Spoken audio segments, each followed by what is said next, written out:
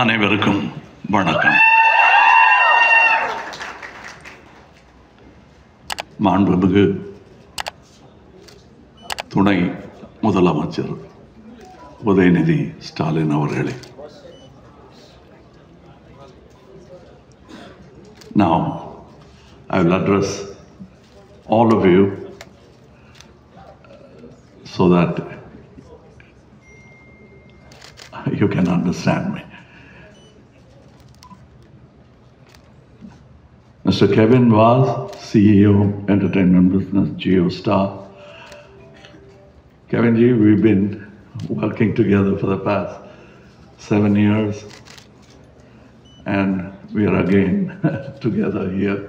We've not been seeing each other for nearly a year now, but that's the only gap between us. But we've been continuously working for 7 years together. So I'm aware of the value this stage carries, how august this stage is. I am privileged to be in this MEBC meeting once again. I've been an ardent fan. I've been there, I've been here. They even gave me a chair to sit on. But I have been an ardent fan of cinema to begin with, and anything that empowers cinema, I automatically become a fan of. And that's why I'm part of FICCI. There's one more very important reason why I'm part of FICCI. FICCI was started by Barrister Mohandas Karamchand Gandhi ji. He had the vision nearly 100 years before to facilitate the path India would take in any business. And we walked that path, and here we are today on this dais talking of another inflicting point.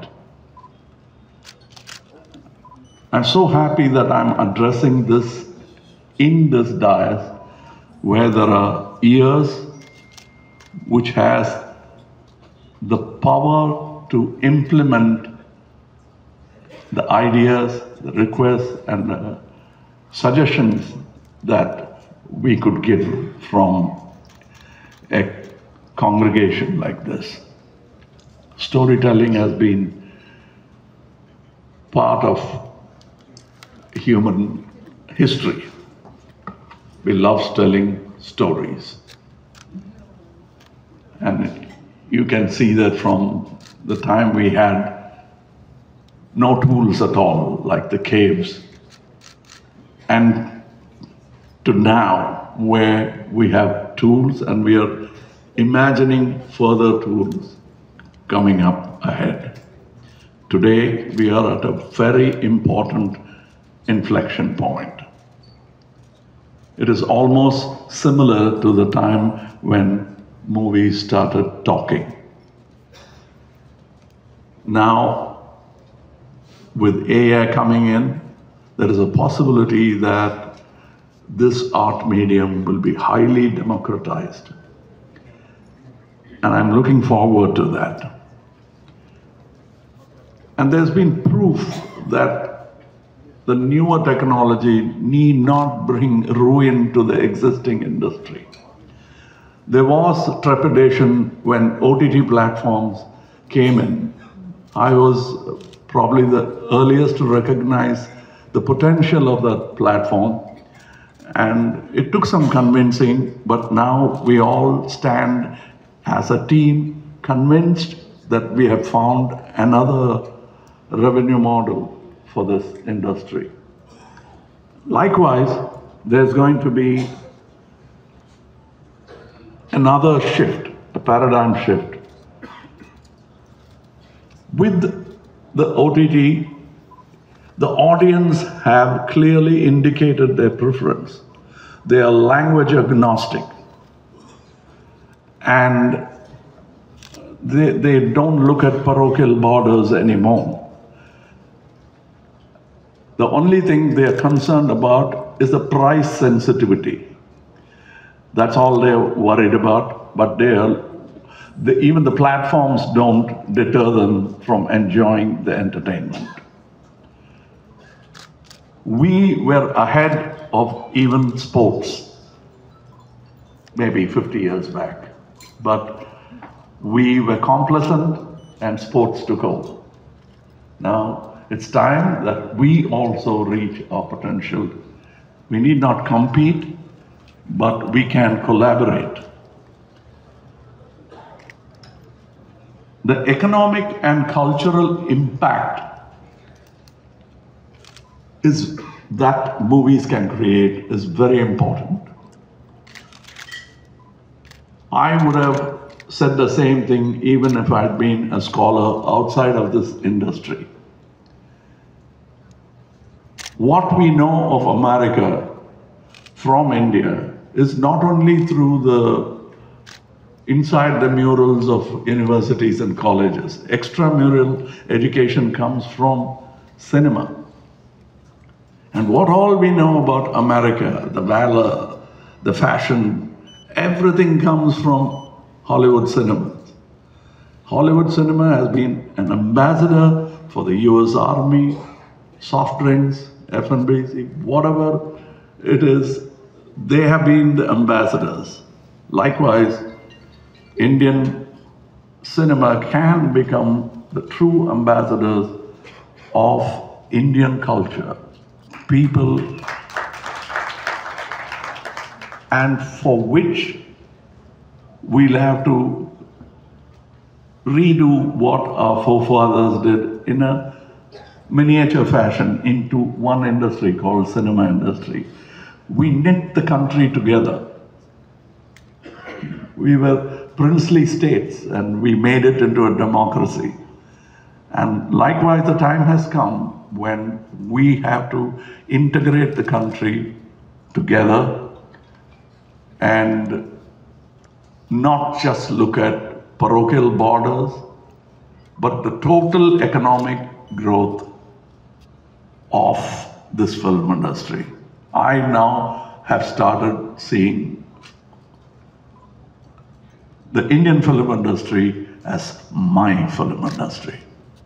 I belong to it.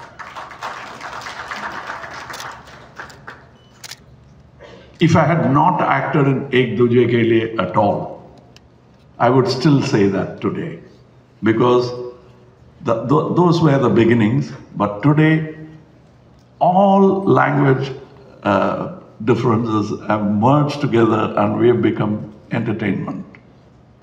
I was so happy to realize Malayalam stars spoken of in Bihar, Gujarat, which was not the case at all. So technology can empower our film industry like that.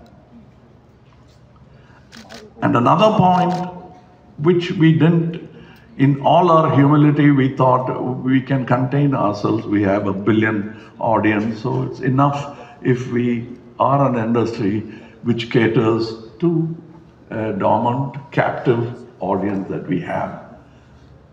Yes, but we can go further. We can copy the Americans.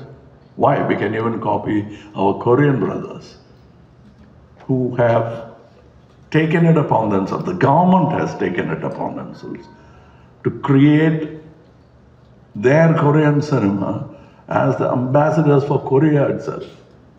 And we want to become that for India.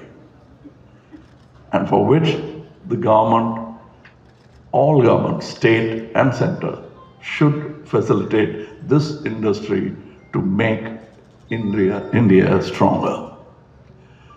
And we can learn from global examples.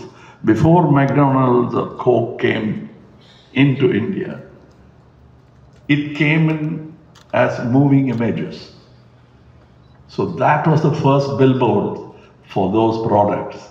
We can similarly sell our cars, our sports, our stars, our culture everything, because it is a very interesting, thousands of year old culture which the world will lap up in their thirst for knowledge. And it's not just Googling, it will be immersing oneself into this, and we can do it. That's where storytelling comes. We need a long-term vision for Indian cinema, for which the government, both the state and the center, will have to come up with regulations to not contain emerging technologies, but include emerging technologies without it impeding the existing market. The existing market will automatically grow, learn, and educate itself. And one chagrin that I've been constantly voicing for 25 years has been that our industry, which includes me also, we have forgotten to invest in research and development. It happens on a highly technicalized part of the industry, but there are other industries which are not about machines. And Pune Film Institute and many other film institutes which have risen in the past few decades, they only supply the top 12 or 14 echelons in a filmmaking community.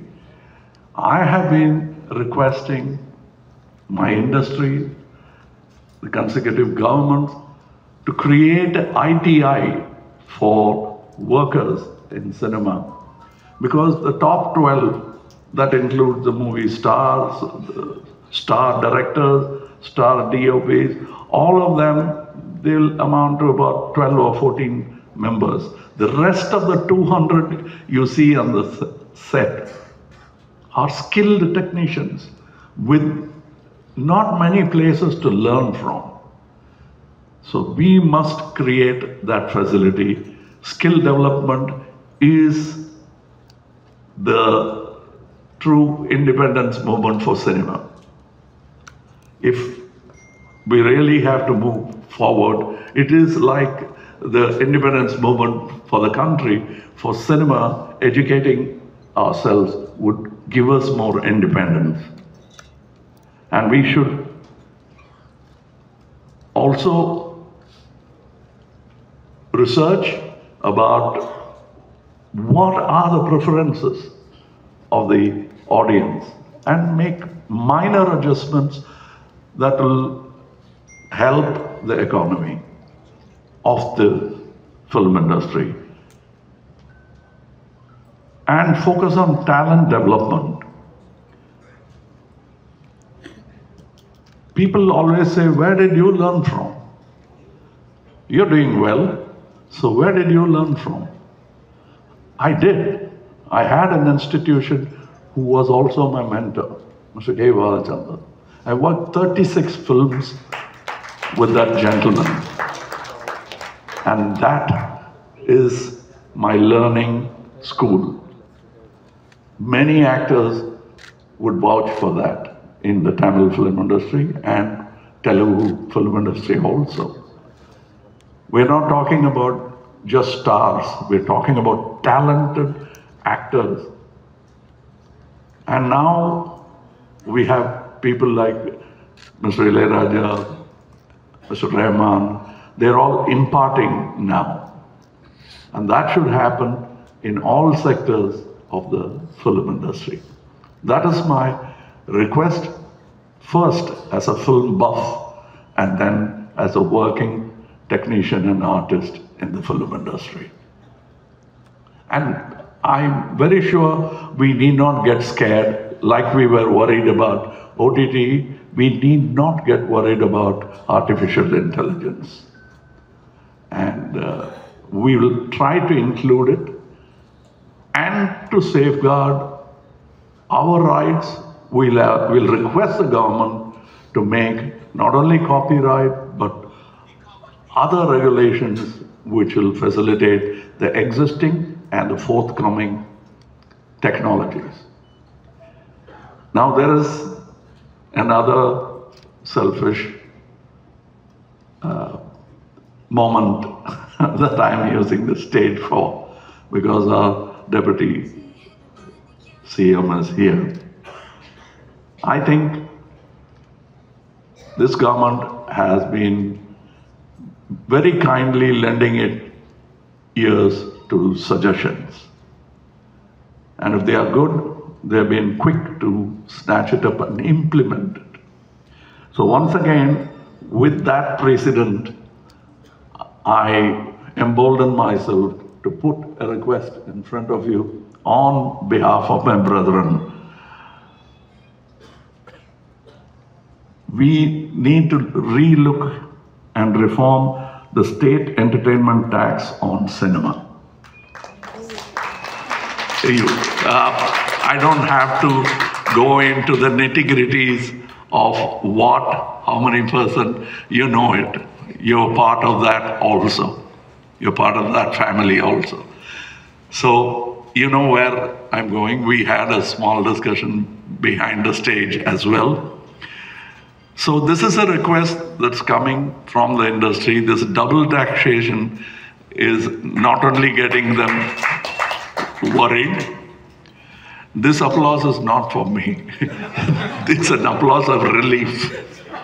It's an applause of relief in the hope something will happen with this request. So that is what I'd like to put forward to you, because cinema should be approachable for the young, the talented, and the unknown. The unknown faces should be bold enough to come into it, and doors should be open for them, for which economics is the only impediment that's stopping from smaller filmmakers. I want many more people like my guru, Mr. Balchandra, to sprout from the Tamil film industry, for which then many more students like me will also arise out of it. For that, we need to facilitate smaller cinemas and also cinema in general. This double taxation, if you remember, I was strongly against GST itself from the beginning. But now we have a double taxation. I might sort of ignore it and continue in this existing flow of success. But we know that this success in the industry is not a permanent status, not even stardom or fame. So to continue working in this industry like my doyens before did, it should facilitate, and the government is the greatest body we can look up to and ask something from. So here I have put it forward. I'm sure that that is the want of the industry.